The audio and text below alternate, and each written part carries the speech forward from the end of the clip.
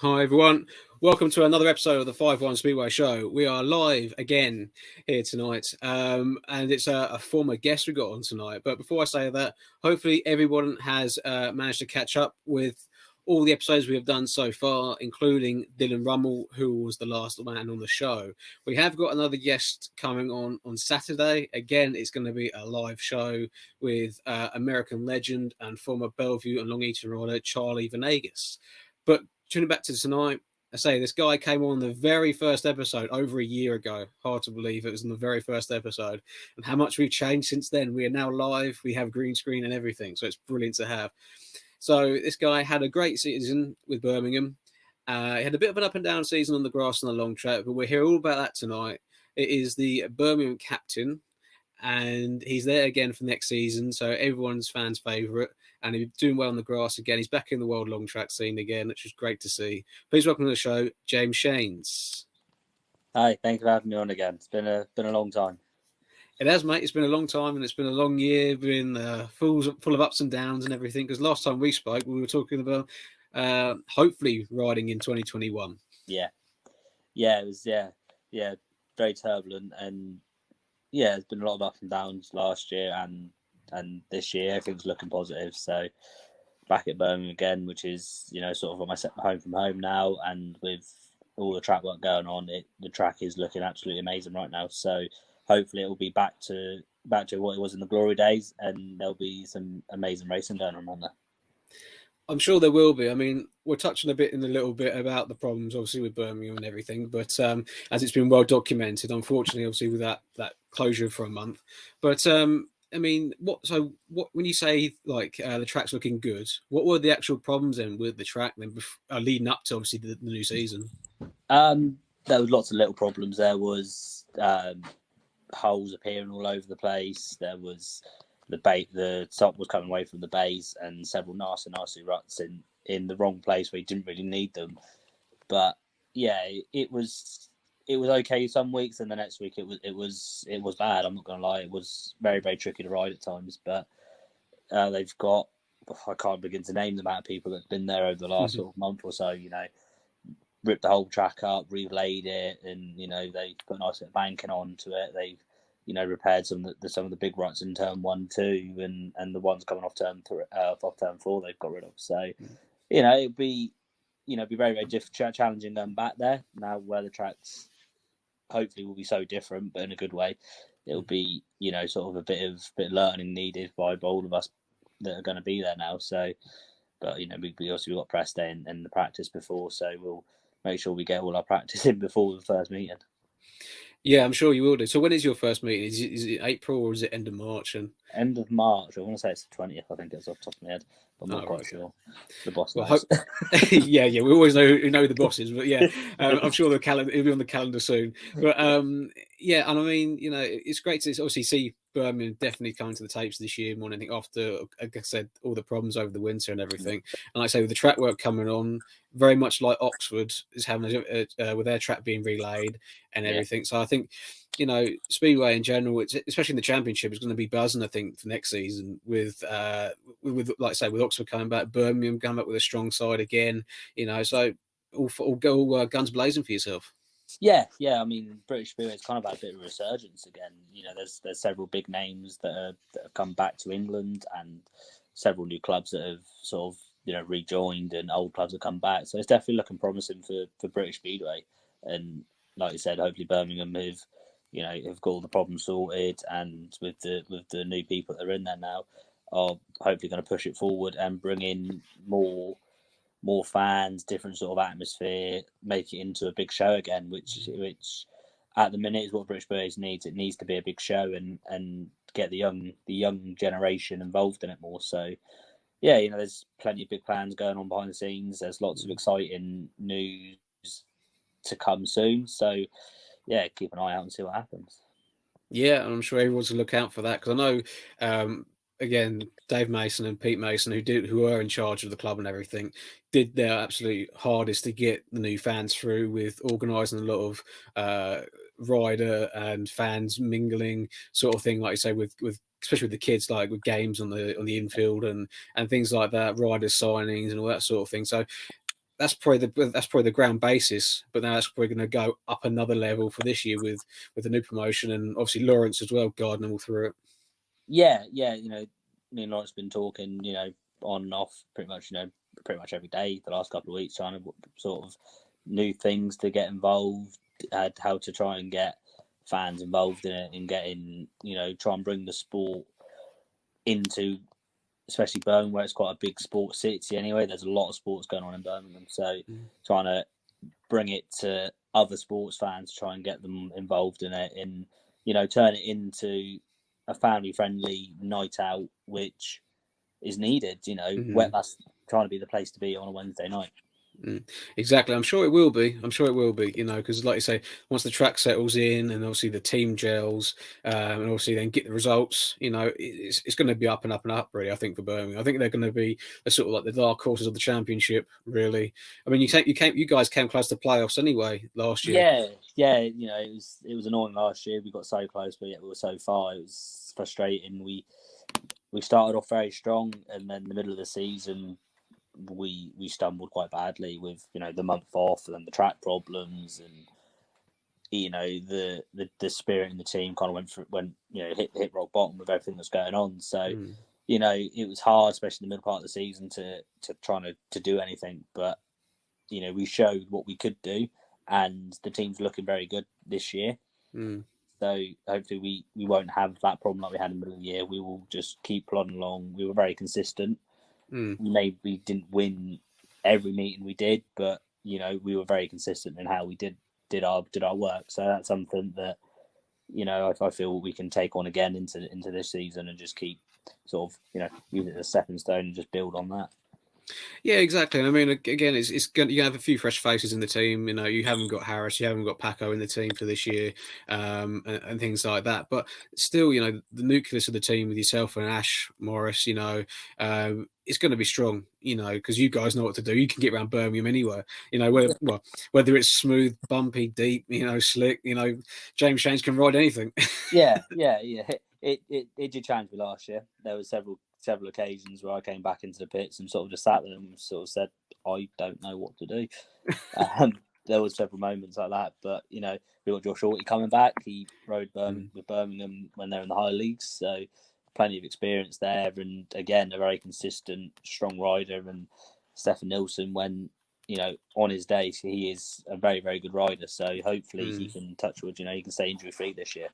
And if we can all stay injury free and not have any injuries during the season, that'd be a bigger bonus, really. Oh yeah, 100%. And I mean, like you say, with having the likes of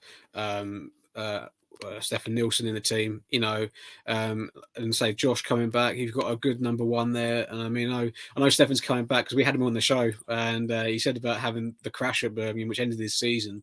And it's a bit of a strange move for himself that he actually was going to go there.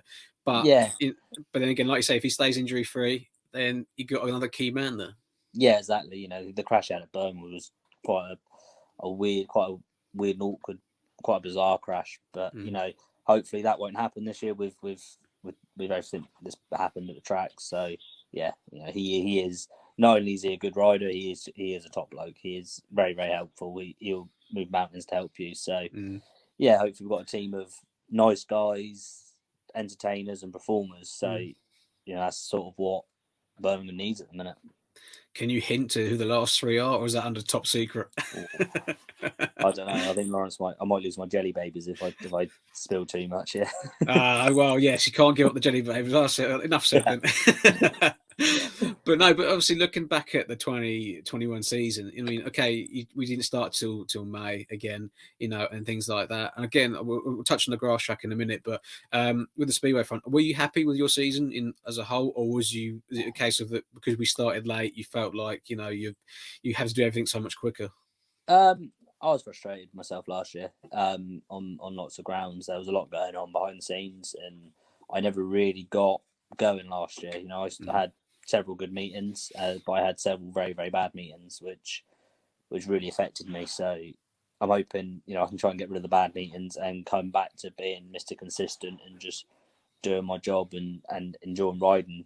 That's the main thing. There was lots of problems and lots of things going on, which kind of detracted from the riding. And it got to a stage where it's like, I'm not enjoying it anymore.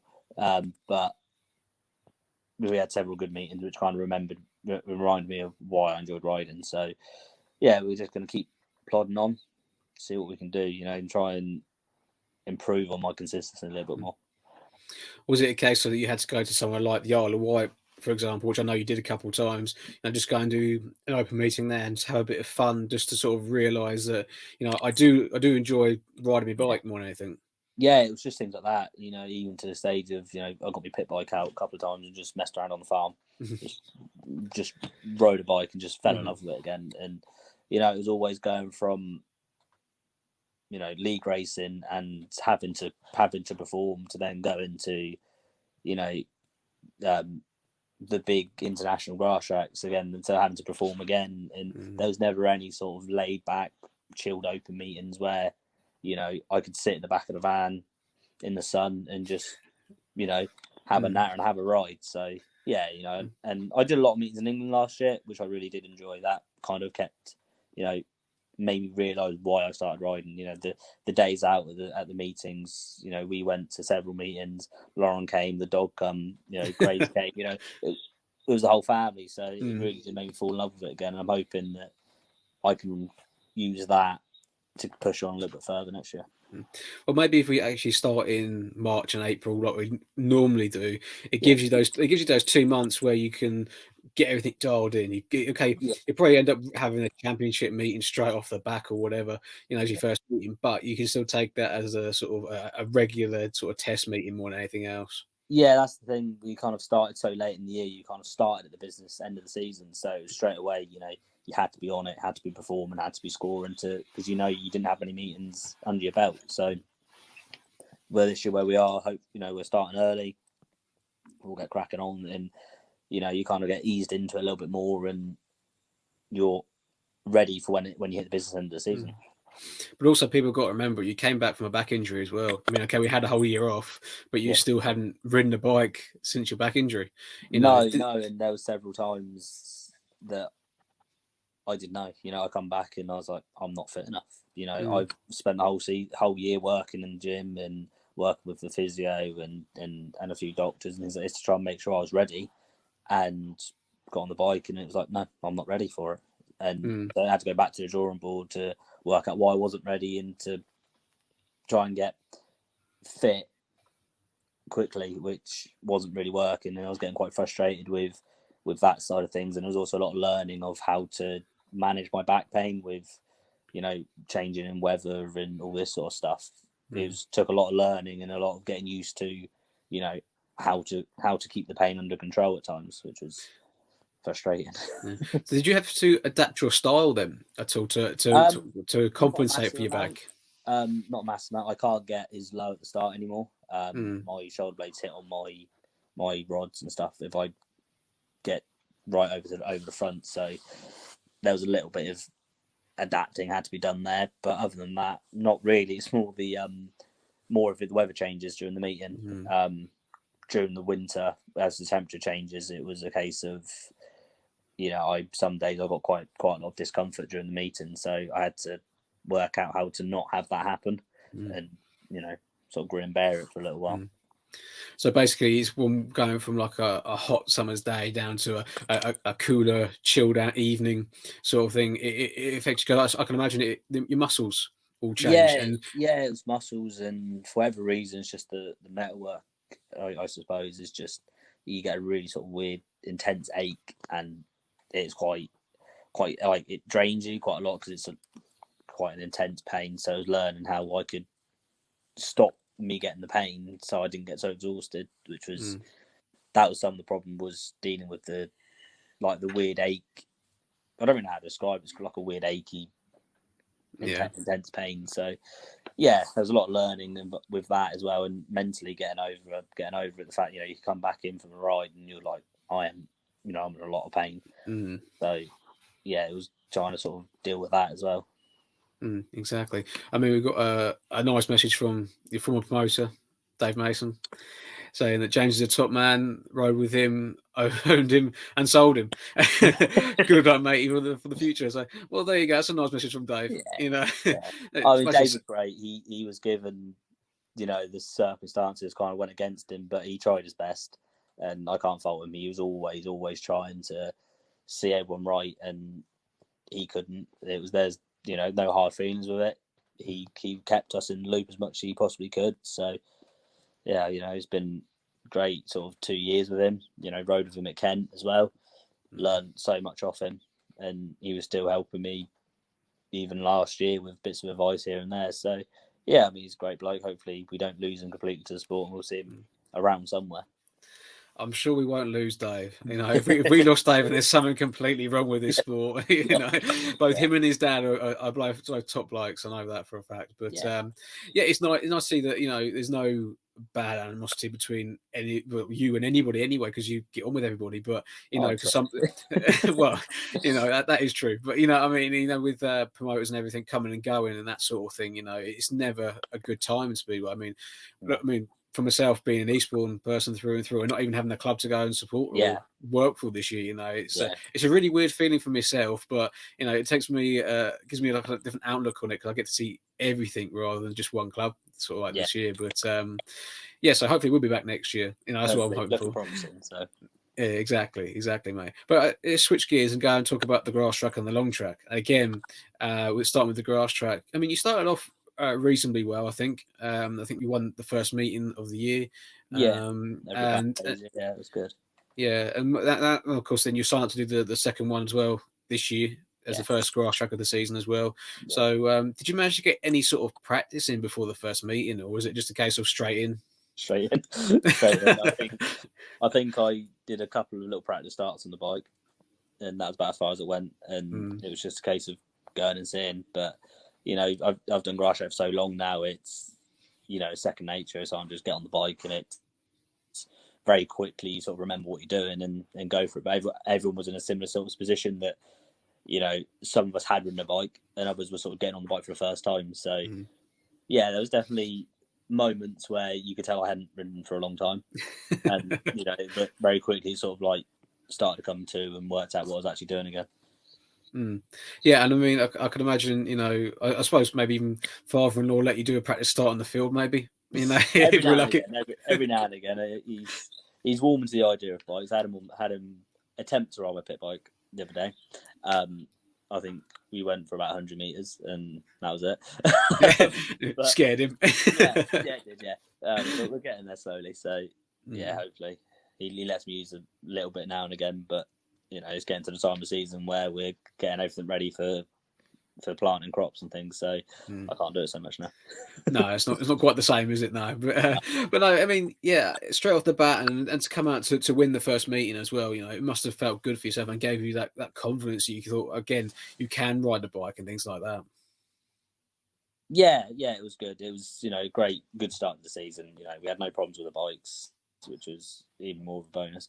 Normally the first couple of laps, normally things fall off and bike rate loose as always. But we had none of that this year, so it was good. So I really enjoyed it. They've got a great little setup going there, and they've got the basis to make a really, really good event there. And everyone like Gareth and Ben and everyone behind Bantasia really worked hard to make it what it was, and we're very open for ideas of how they can improve the track, how they can make it better for fans to view it, and all this stuff. They're very, very forward thinking with it. So hopefully it will, they've got a great lineup for this year. So hopefully next year they can bump up another step. Because also they didn't have any fans there as such, did they? They only had you guys and mechanics, and that was it, really. Because I think, if I remember rightly, I could be wrong, but didn't they sort of live stream it a little bit as well? I can't remember the company they live streamed it with now, but they did live stream it, and it was good from what I've heard. It was very, very good with the live stream and stuff, and they're again very open for having different things. They had drones flying around and doing practice and stuff like this. So they're working very hard to get it, bring it out of the dark ages to a sense, and bring the sport to the forefront with different social media things and getting different people involved in the sport in ways that they probably never thought they would, which is really, really good to see. Yeah, especially for grass track, because obviously grass track is sort of like, again, will always be sort of like the understudy sometimes to Speedway. Of course, Speedway gets all this exposure with Eurosport now, and with the the BSL now saying that they can do live streaming for certain meetings and events. Grass track needs that now, sort of thing. I mean, you get it on YouTube, obviously people filming it and all that sort of thing, but you may just need that one company who can say, right, okay, we can broadcast 5 meetings, and that's all it's going to take is for like 4 or 5 meetings, and then you watch grass track go big again. Yeah, I mean, it was great. Lockdown and COVID and everything like that gave grass track a good boost because a lot of people discovered outdoors and camping and everything like that. We went to, I think it was Tallington, I think it was Stomp, I think it's called, over sort of Peterborough way, and we went there, and when we turned up, there was, we got there Sunday morning, and the field was absolutely rammed with people that camped over the weekend. So, grass track's had a good resurgence with that. There's lots of fans coming to the meetings, but I think if they can get it pushed to the wider audience and get more, for the people that can't travel and people that can't, can't be there, have it live streamed, get it out into the public, easy access to the public, and then hopefully it will just, keep going up and up. Yeah, I mean that's the way forward, I think, because obviously, you obviously are you, Zach, and Chris at the moment being in the World Longtrack Series and things like that gives it sort of like another boost for the English side of it. And of course, one of the events was live streamed in Poland, which was the second round as well. So again, that sort of side of it, again, getting the boost is what he needs and things like that. But with the World Longtrack, you only had 2 rounds, unfortunately, this year. Also last year. Back to a full schedule looks like for the coming season, which is going to be good because obviously you couldn't get into Germany because of COVID and everything.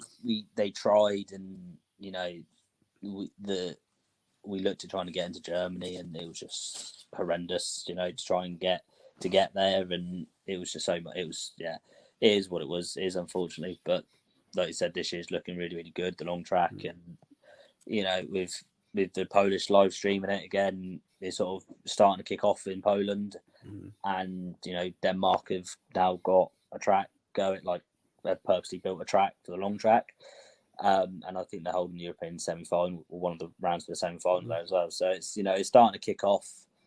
Different countries are starting to get involved in it and starting to push it a little bit more. So I know Glenn's been working hard to try and expand it out of France, Germany, Holland, at like the normal countries, so I'm pushing it a little bit further. He wants to sort of, was talks about Finland and hopefully going to Denmark, Poland, and just trying to branch out to the wider public a little bit more, which would be different countries and stuff like that, which would be absolutely amazing. It'd be good.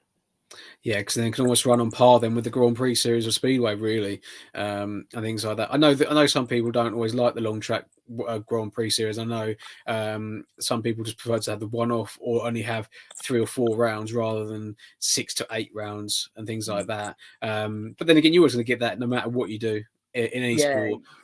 Yeah, it's a you can't really win the battle. I mean, there was a lot of controversy going back to this, going to a Speedway track. Also being the World Long Track and having it on a Speedway track is controversial, but unfortunately, there's not many true long tracks about anymore. No. A lot of the big famous tracks aren't about anymore. So, I think it's a bit of give and take, and hopefully it will allow going to different countries and sacrificing a little bit of the long track title of it may give it a bit of a boost and allow it to grow into something a little bit more. So yeah, it's definitely a controversial thing, but it can only really be good for the sport. I think it was also with obviously casting it as a long track, everyone thinks it's 1,000 meters because that's how it was always used to be. I don't know what the minimum size of track is now. You have to be for class as a long track. Is it just like 700, 600 meters, something like that? Maybe. I want to say it's like 700 meters, but even Herxheim is not 1,000 meters anymore.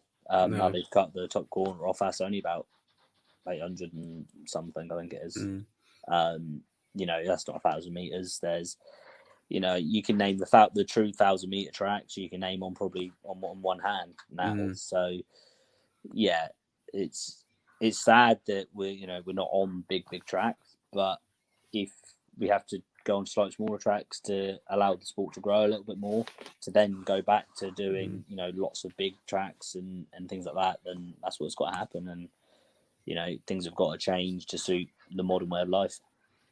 It is, and I mean, like you say, I always find it a bit weird seeing grass track or long track bikes on a speedway track. But like you said, if that's the only way they can do it at the moment, maybe again, if you look 4 or 5 years down the line, you could have a few more tracks. Like you say, if Finland opens up with it, and also with this new track in Denmark, I know Sweden have got a track. And things like that. So you never know. It could be a good little series and things like that. But I mean, for yourself, how do you find it adapting with the grass track or the long track bike on the speedway? They handle very weirdly. There's no way of running it. It's running the 22 tire as well. They react with the shell or the speedway style tracks very, very weirdly. They spin really hard on the slick, and then when they find grip, they grip even harder off it. So they do. You try and make the grass track bike as much of a speed bike as you can. We've got to have the rear shock, and I know some people did counter shafts instead of the gearboxes, and all this sort of stuff that you can go down the line of doing. Then you try your best to make it like a speedway bike, but they don't handle the same. They're longer, different head angles, all this sort of stuff. So yeah, it's definitely tricky, and the bikes do react a bit differently, but it kind of makes you quite a rounded rider if you can go from, Herxheim or Marmont, a place like this, and then go right there on the same bike. It does give you quite an open, a well-rounded champion at the end of the day, really. Yeah, just wanted to be over more than 2 rounds, really. And that sort of thing. Because I think that's what robbed you. Because I think you just missed out on the automatic qualifying at the end of the season. Yeah, to be honest, I rode terrible both rounds. I didn't really have a very good day both rounds. Marmont the track was very tricky with the rain we had and the conditions leading up to it. We had sort of an hour and a half, probably like 2-3 hour delay. Did the first round of heats, and then it was like 2 or 3 hours waiting around while the weather passed and the storm blew over, and then they did track work, and then we went again, and then they stopped again. So it was tricky, and I wasn't fit enough. I discovered a lot of problems with my fitness and different things that I should have been better at, which I wasn't. And also I was frustrated, and I didn't ride very well, and Poland was just a day to forget. I shouldn't, if I went to go my first race, went to go to pass to get into the lead, made a mistake, took the fourth, and tried it again, and later on in the meeting, clattered the fence, and it was one of them days. But it was very emotional lead up to Poland with Grace being born on the Wednesday night, and then me flying to Poland on the Friday night, and yeah, it was like a very sort of up and down couple of days, and I just wasn't on it. So yeah, there's no sort of way around it. I rode very badly. There's no 2 ways around that one, really. But like you say, if you got your mind on other things, family matters. They say Grace being born. It's going to grass track and speedway is the last thing on your mind when it comes to that sort of thing. Yeah, it was an amazing time. It was absolutely amazing on Wednesday. I got the phone call in the morning saying that Lauren was being induced, and jumped in the car. Said to Dad, Lauren's been induced. He said, right, here's the keys, off you go. And it was a great experience, but then it was sort of heartbreaking, the fact that I brought them home Thursday, and then I'm now jumping on a plane Friday, and I was off for I think about 7-8 days, I think it was, with race and things. So Lauren and Grace appeared at Kent. I didn't know this. I come up out the pits and got greeted by her and Grace. So that was sort of picked my spirits up a little bit, especially after the night I had at pool, which was absolutely terrible as well. And then it kind of helped with that. So yeah, well, like I say, it just sounds like last year was really just the sort of like you got to draw a line in the sand a little bit, with it, you put it down as a bad year, but you still had, like I said, you still had good results. You still had a lot of good meetings, lots of good results, and then there was good things to take from last year. And we sat down and as a family and worked out, what went wrong, drew a line in it, and we'll move on to next year. You know, I've been working hard on my fitness. I've been, I've been building a new workshop slowly, which is, going to house everything I need to make next year or this year even the best I can possibly make it. So we're going to give it a crack and see what happens. Yeah, hopefully we'll be ready for the start of the season. We're nearly there. I haven't much more to do. I think I've got to build a shelf and dig a trench to put some cables in it. So it's nearly there. It's been, a labour of love, after work, a couple of hours tinkering here, a couple of hours tinkering here, on the weekend, in between jobs, sort of just, I've got 10 minutes, I'll go tinkering there, get a little bit done. So yeah, it's definitely, it's taking shape. Yeah, I did see a nice photo of Grace supervising you the other day on Facebook. Yeah, it was. I can't remember. Lauren wasn't. Lauren was on the farmers market, and I was like, oh, she's quite settled today. Yeah. And so stuck in the workshop with me, and she was happy as Larry. Helped me put my doors on my cupboards, which was rather interesting. But, yeah, it's definitely nice having her sort of like, helping me a little bit now. Do you reckon that's going to change your approach to racing then next year? Yeah, it's changed my approach on life in general, really. It's, it's a magical thing. And to watch her grow up, I think she's 6 months. In the next sort of couple of days, she'll be 6 months old. And, it was only yesterday that she was born. So, she's already got a little personality, already back chatting. So it's definitely changed my outlook on life, and it's something that I wouldn't change for the world. And hopefully that's gonna give me that little bit more of an incentive to just keep pushing on with this to do the best I can to provide and make everything just that much better. I think also the fact is you got to go, because I know me and you spoke a bit after at the Masters and things like that when I was helping you out where I could, and stuff like that. I did notice that you needed to go back to basics again, and we three of us all spoke about it and agreed that you need to go back to basics. In a way, I remember you saying that you were hoping not to get the nomination for the long track so you can do the open meetings in England. But with having the long track, and obviously you might be able to now probably weave in a few of those meetings where you can go and have a laugh and have a joke, and if you win, you win. That's something that we've definitely, we've agreed as a whole family that, there's certain times in the year where I've got to run myself ragged because I have to, but then there's certain times that, what's the point? Why do I need to do this meeting on a ride in England on a Friday, and then do this meeting on a Sunday, and then do this meeting on a Monday, and then do this meeting on over here? Certain times of the year I've got to do it, and there's other times that we sort of sat back and said, well, what's the point? What's the point of me, busting a gut to do all of this when I'll just do one of the meetings and enjoy it more than having to fly here, there, and everywhere and miss out on sleep and a lot of that has happened. So we've definitely gone back to basics, and we've gone back to just enjoying being on a bike and having fun while I do it. Exactly, mate. Best way to do it. I got a message here from Colin Richardson saying, "Good evening, gents from Dubai." Hi, Colin. So it's a nice little thing there. So I bet it's warm over there. Yeah, it probably is. It's probably a little bit warmer than it is here at the moment. But if anybody wants to comment or leave a message to James or give him a question, I did try to advertise this as a bit of a Q&A with fans. If they want to ask him anything, it can be the most ridiculous thing or the most professional thing in the world. He'll try and answer it. I know he will. I'll answer anything. I'm up for anything. We'll give it a go. I know what he's like. So he'll answer it best he can, everyone. But exactly, mate. But I say, everything's looking rosy, I think, for yourself for this coming season more than anything. Even just talking to you now, I mean, I've not spoken to you properly since the end of the season, and it seems like you're more chilled out and focused and everything else. Yeah, it's nice coming home. Especially you've been at work all day and come home, and Grace is of that age now where I walk through the door and I get a smile, and I've got a dopey dog that goes crazy every time I walk into the door, and I guess Lauren's not too bad. I'm saying nothing. You walked out the room, so I said it. It's just it's just gone back to just not stressing. There's only so much I can control, And what I can't control, I might as well just get on with it. Exactly, mate. Exactly. Let's have an open mind and that sort of thing. No, yeah, behave yourself now. I can see she's back in the room. Although, just stare at me now.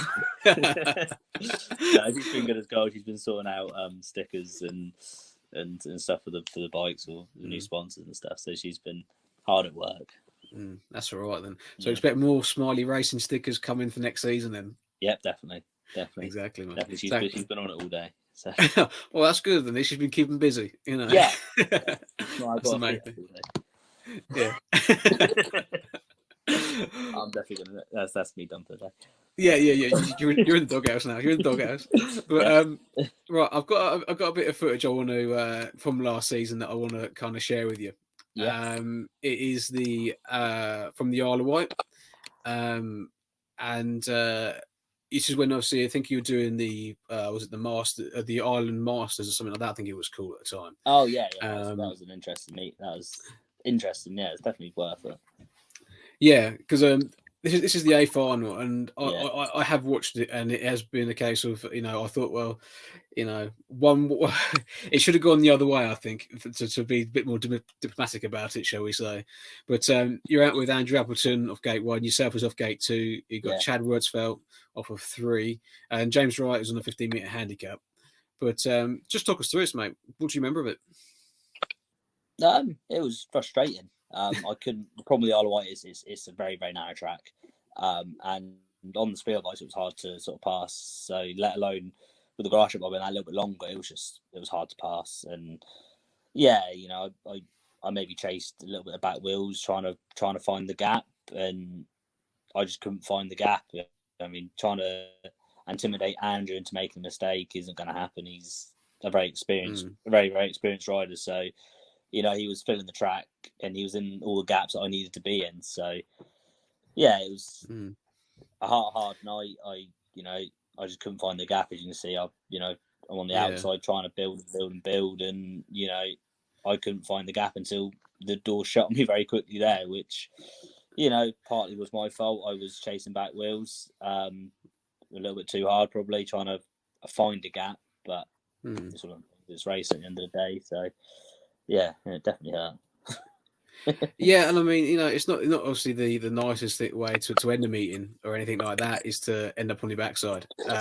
But you could see that from those of you who are watching on the YouTube, and that but the grass track bikes, like I say, being that bit longer, you're having to sort of fishtail it back a bit.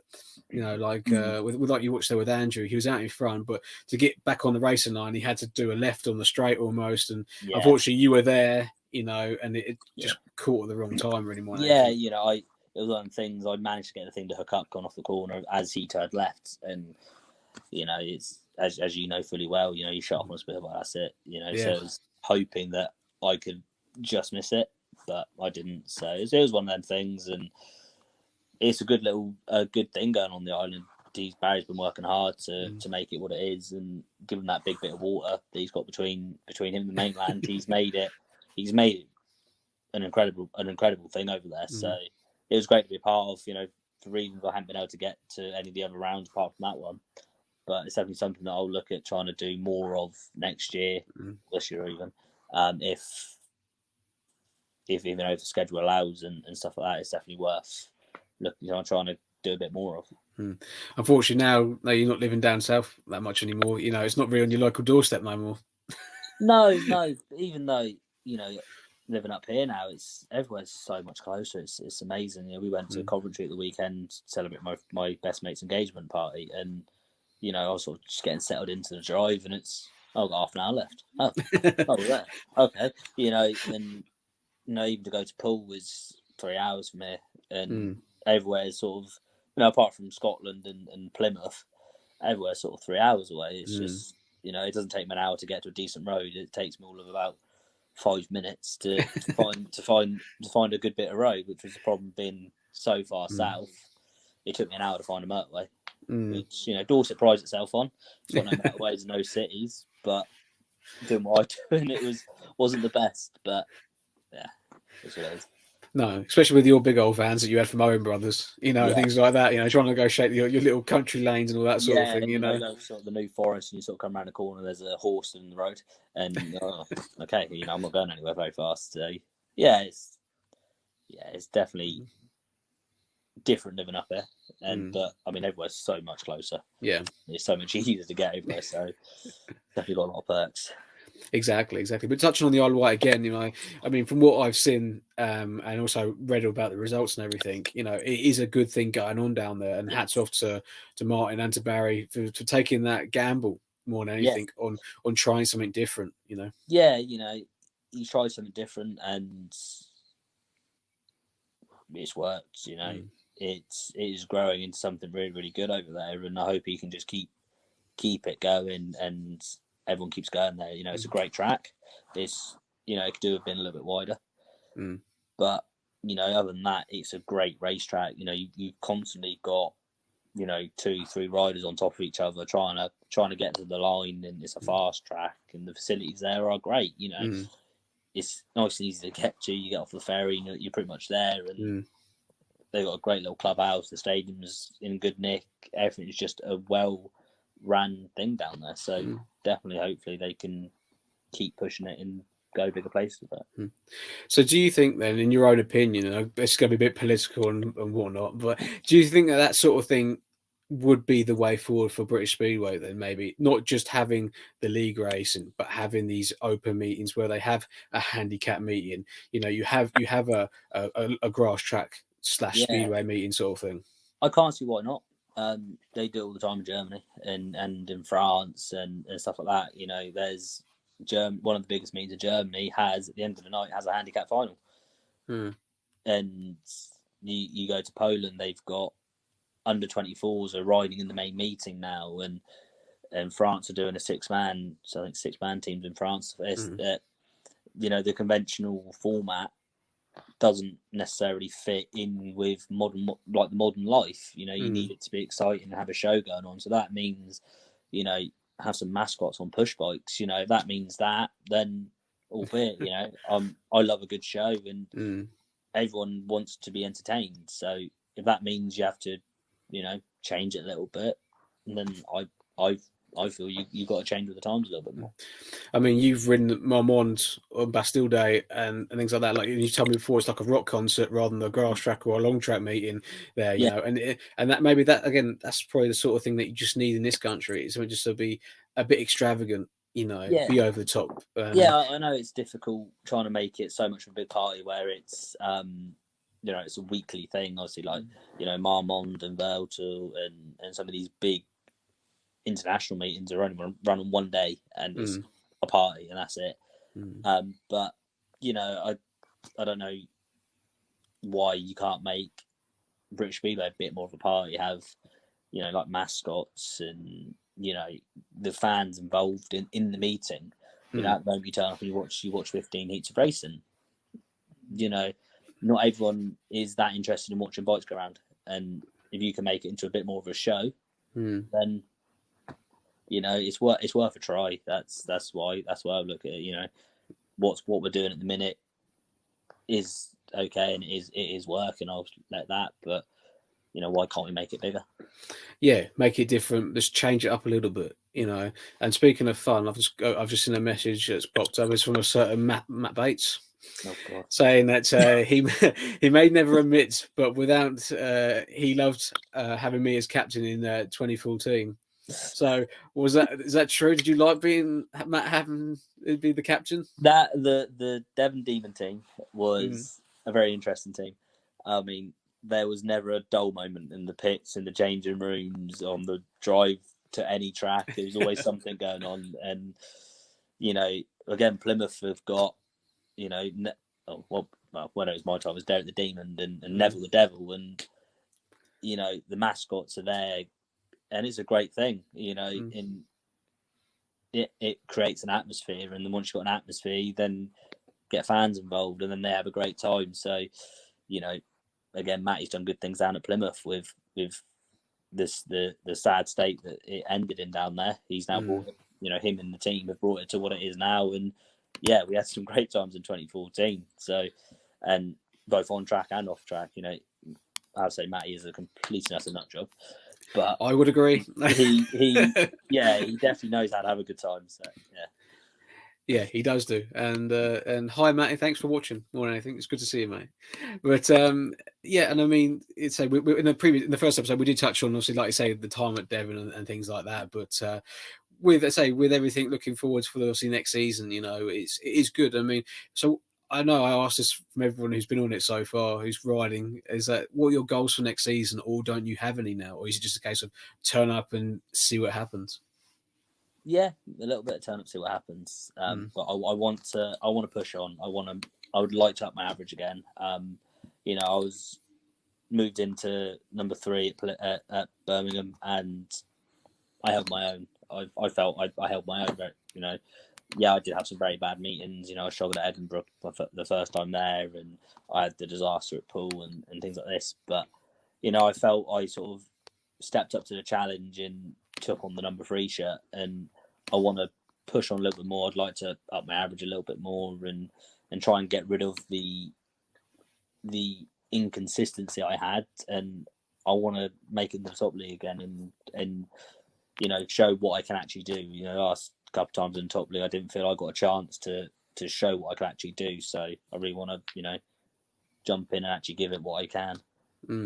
Exactly, because I mean, I think personally, if you, from my point of view, obviously, again, knowing you well, seeing how you've ridden and all that over the last few years and things like that, I think that if you get a good run this year of something or whatever it is, a bit of luck, I can't see no reason why you can have another go at being in the Premiership again, you know, and things like that. But again, I might be a little bit biased because I think you're a nice bloke, you know. I want to prove, you know, I didn't have a very good run with the last couple of times in the league, and you know, kind of got cut short just as I was sort of finding my feet. I kind of got, you know, it got cut short. So, you know, I really want to, you know, make an impact this year and actually prove that I am as good as I am. You know, there's flashes of it every now and again. You can see that I can race a bike, and I just want to lose the inconsistency and keep that fire of, you know,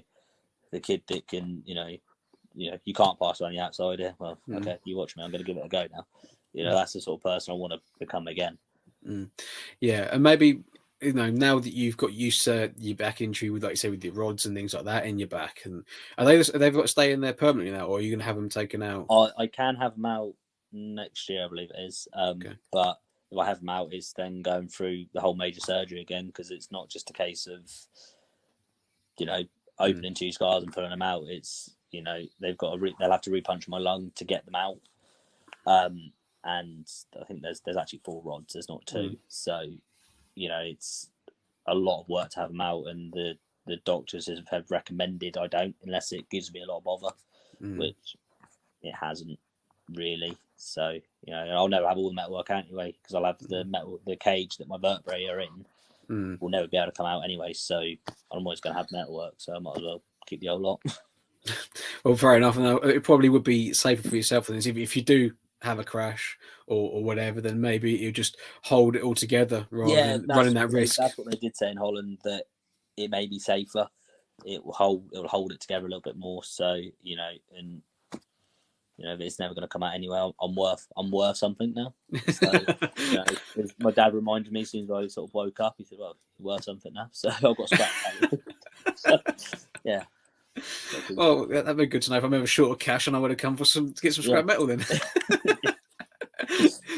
But I just want to show another video. Again, it's from the Masters from this year.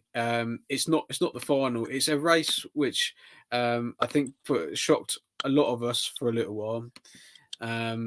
It's race 9 of the meeting. I think you know where this is going to go with this one. I think I know what we're on about. Yeah, but I put this one on because it just shows the determination that you have as a racer more than anything. I think this was a race where I actually ended up breaking my wrist as well.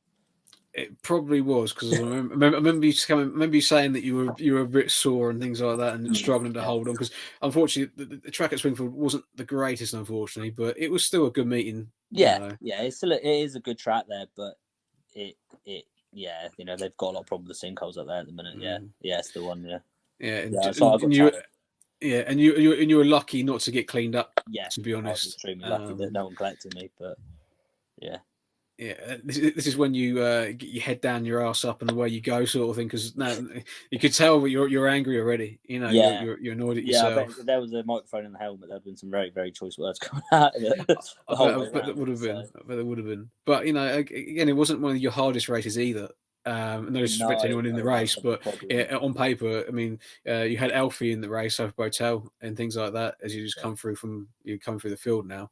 But when you get in that sort of situation, is it a case of that I know you're frustrated, but do you know that you can pass these people as you're going through the field? You know you can get up into that third or fourth place. I was fairly confident, that there was some, sort of the bottom half of the race and the field in that race. I could have passed fairly easily. It was just having to try and catch him at the right point and pass him at the right time, which was could have been a problem. And it sounds bad, but it was judging yourself down the straight to try and pass them. In the right points. Like there, I kind of messed up a little bit, and I caught him at the wrong time. But it was the time just to keep making sure I stayed clean and not make the same mistake I did in the first corner, and just like you said, keep your head down and go for it. So yeah. Like anything, it is frustrating when that kind of thing happens, but you're well experienced enough to know keep it cool a little bit and away you go and all that sort of thing. Because I remember people obviously standing around your pit bay and everyone gasped when you went down the floor, and things like that, and thinking that's meeting's gone now.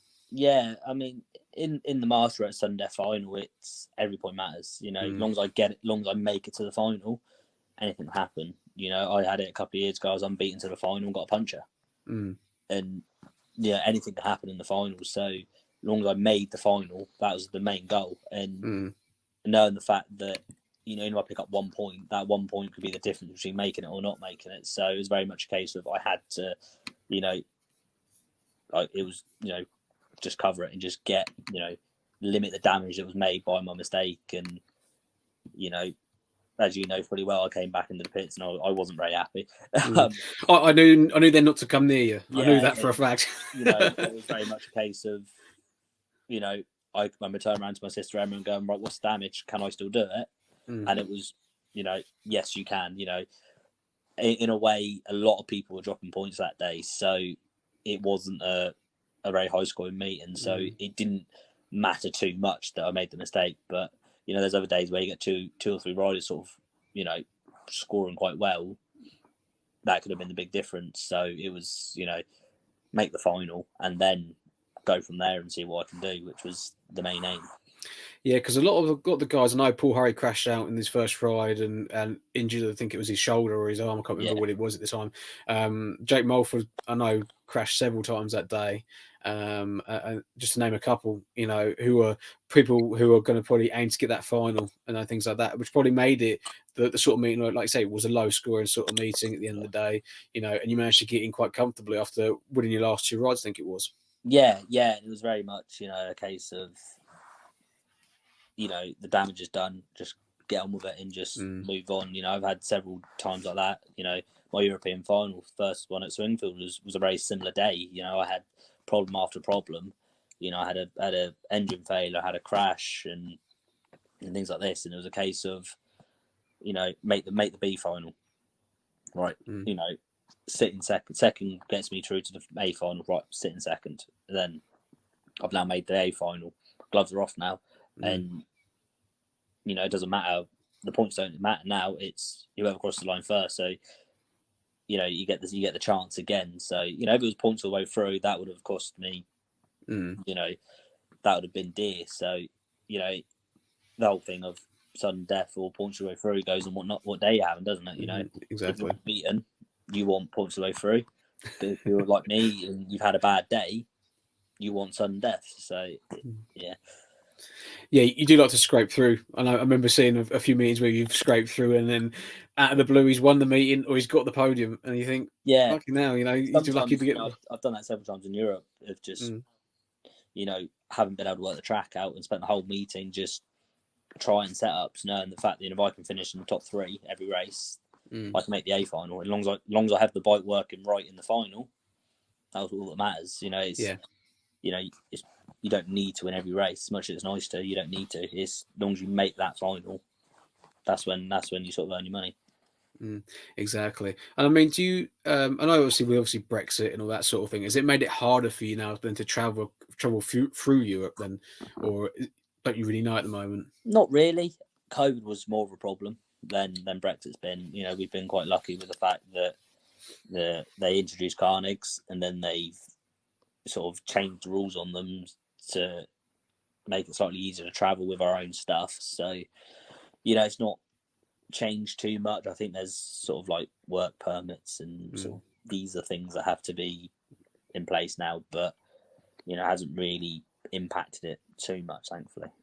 Well, that's all right then, because obviously that's the last thing you want is to have that extra bother or everything else, let alone a COVID test and all that sort of thing.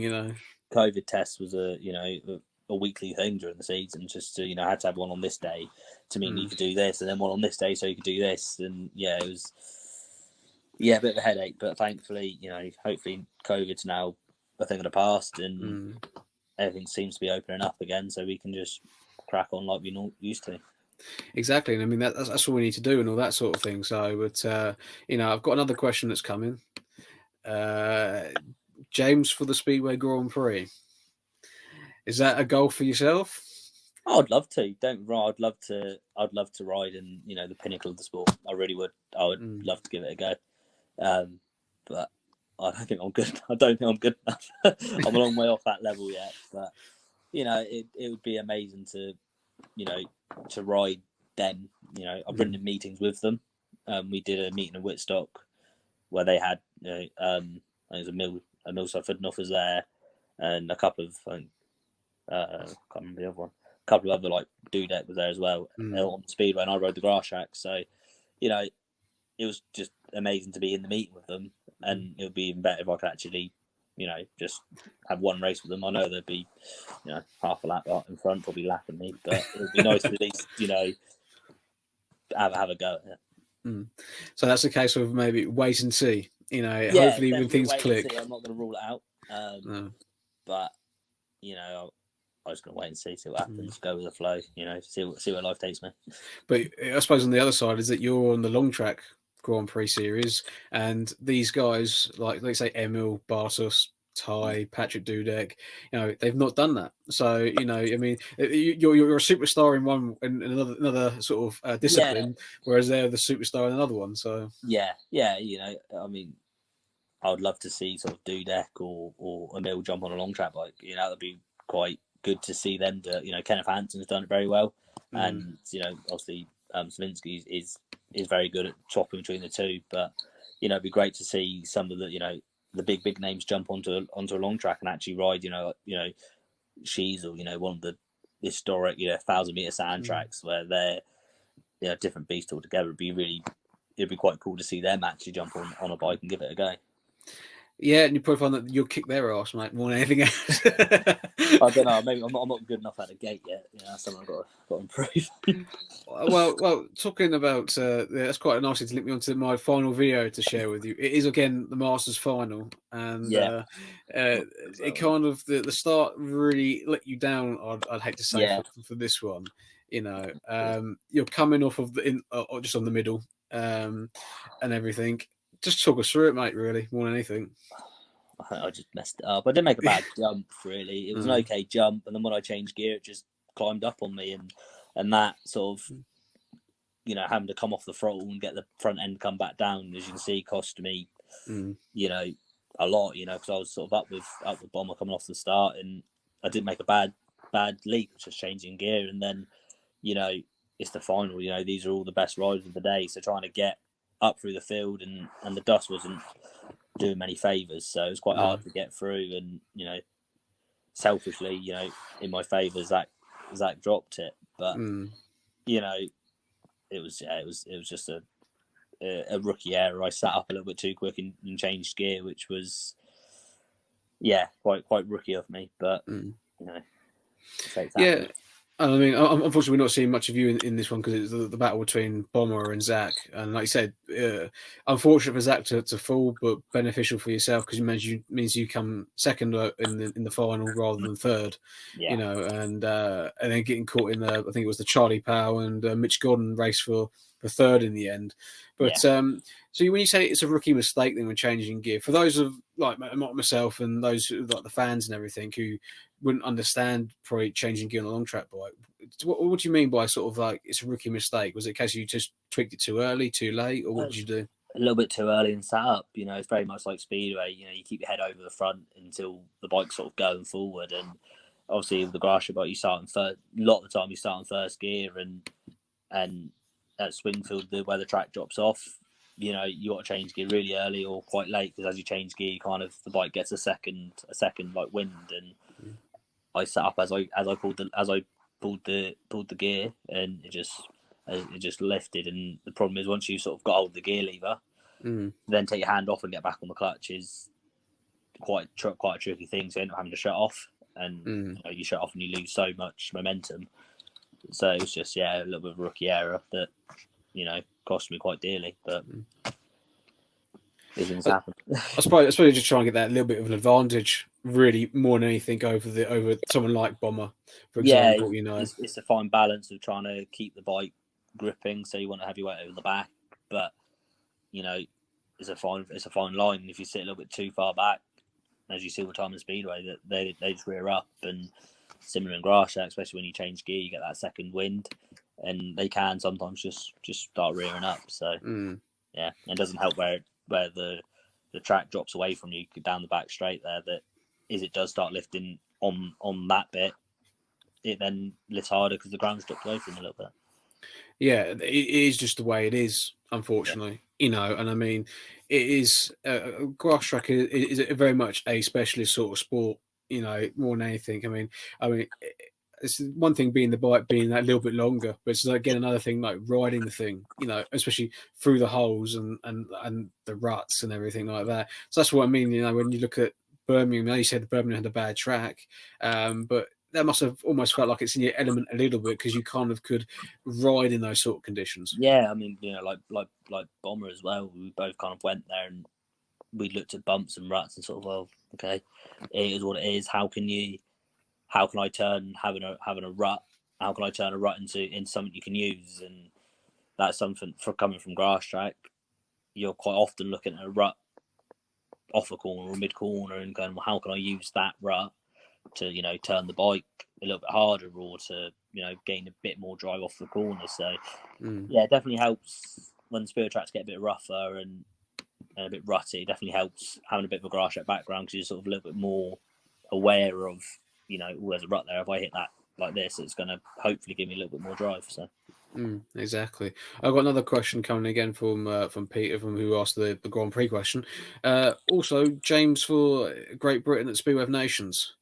I think you might have a bit of a competition for that one. Yeah, definitely. But, you know, there's a lot of young riders coming up through the British Speedway ranks now, and it's great to see. It really is good to see that there's a lot of young talent that's, you know, breaking through into like Poland and Denmark and all this sort of stuff. So, you know, I'd love to represent, you know, Team GB on Speedway. You know, I've been lucky enough to represent Team GB several times in the long track, and you know, I've won the gold medal with them and the silver medal with them on the long track. So it's been, you know, something off the bucket list I've wanted to do, but I'd love to give it a go on Speedway. I really would, and you know, have a GB Speedway suit hanging up in the cupboard, not just the long track suit.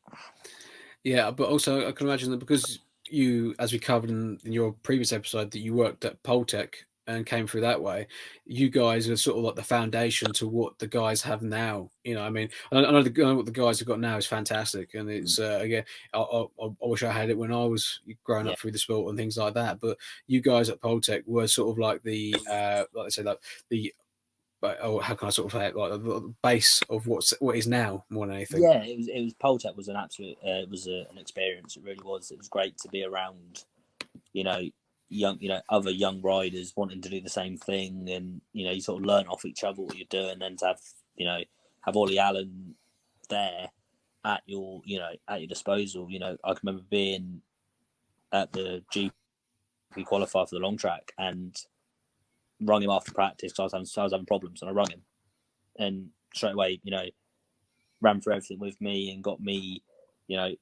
ready for the meeting mentally as well. And as you know, that the sport is so much like in the head as well. That we had Jennifer, who was like the psychologist, who helped a lot with preparing yourself mentally for the meeting, and if things go wrong, how to get yourself back onto the right track, and a lot of how the bike works with Mark and the engineering department of how you can make your bike slightly better, and just little tips and tricks for it all, which was absolutely amazing. And to see it grow into what it is now is great. And they've really done a good thing with like the young lion sort of thing. Well, maybe with the World Cup coming back, that's probably more of a James Shane's realistic thing where you got a few more than like 2 spots, because unfortunately you don't quite qualify as on 21 no more. You're getting like all of us are getting a bit older. I wish I was still 21. yeah, don't we all? yeah. Adult life's hard. I like it. No, it'd be good to. I'd love to. There's no better feeling than wearing, you're representing your country and having the flag on your chest. There's no better feeling than it. And, I get immense pride every time that, I get to wear my, nation flag and I get to put the suit on. It just fills me with immense pride. And, there's no better feeling than it. So I'd love to get the chance, but there's a lot of young people coming up behind me and in front of me that are, that need the chance and should get the chance, really. But like I said, touching on, I say, wearing the Great Britain flag and things like that, you're fortunate to be representing Great Britain at both a team level. Okay, you didn't do it, I don't think, last year because of the pandemic, but hopefully this year you can do the Speedway of Nations or the Longtrack World Cup, whatever it's now called, to do that, as well as do the Longtrack series. So, I mean, as much as people would love to see you be a Cardiff wildcard or Cardiff reserve, or something like that, maybe, that you're still doing well in the long track and the grass track to be wearing that Great Britain shirt with pride. It is probably one of the best feelings of standing up in front of a swing field, to be in front of my home crowd, and then have your national anthem played. Even in Germany and things like this, when you have your national anthem played, it's just.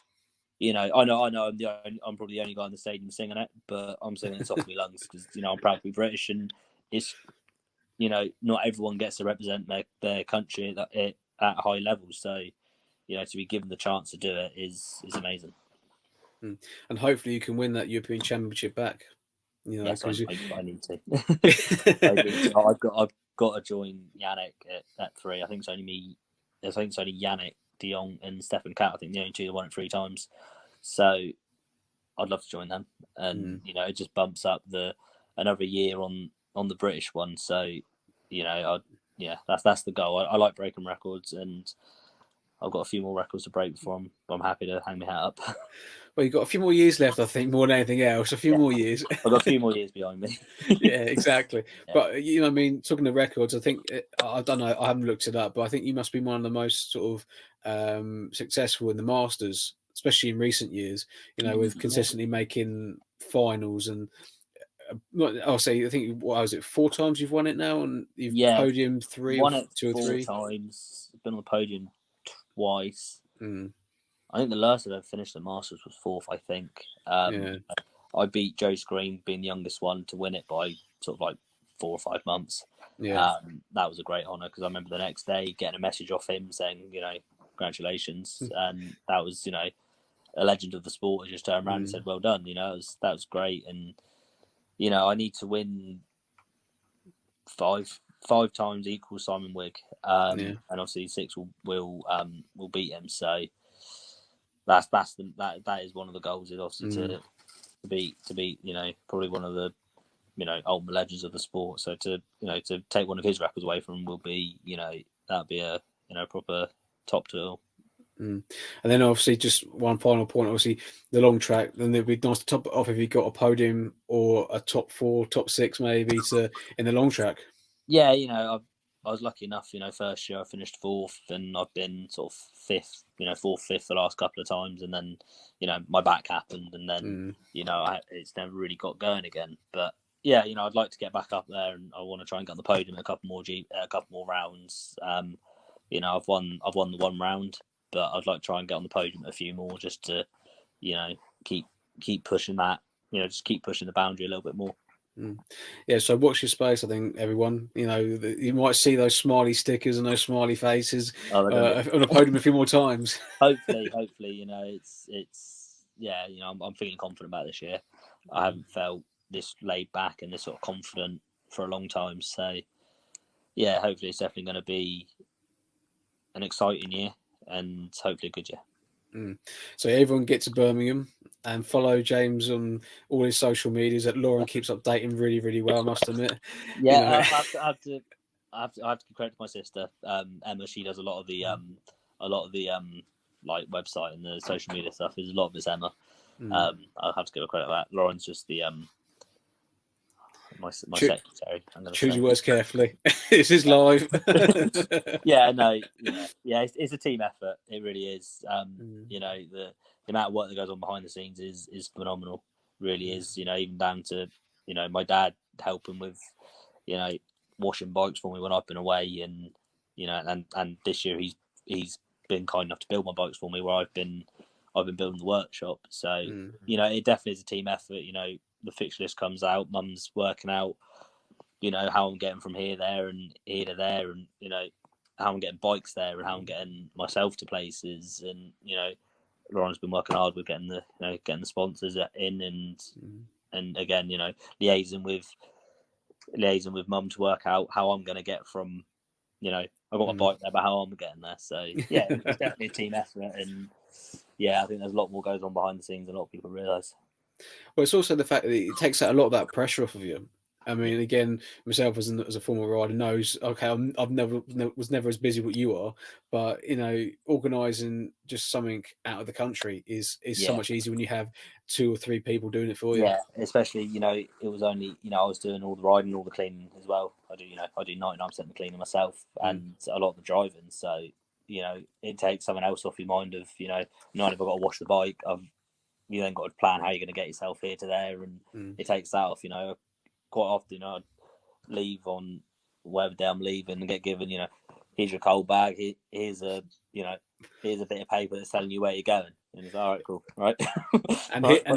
Punch postcode and off I'm going, And here's your passport as well in case you need that. It is, sometimes I've left home before and no one's going, right, coal bag, passport, wallet, this sort of stuff. All right, cool. Yeah, exactly. Where am I going? Yeah. I mean, some days it is a bit like that. You sort of sat again like, right, so where am I going? But yeah, I wouldn't change it for the world. Not gonna lie. We've got another question coming again from Peter saying, "Who is your idol?" Who's my idol? God. Simon Wigg is definitely one of them. The ultimate idol.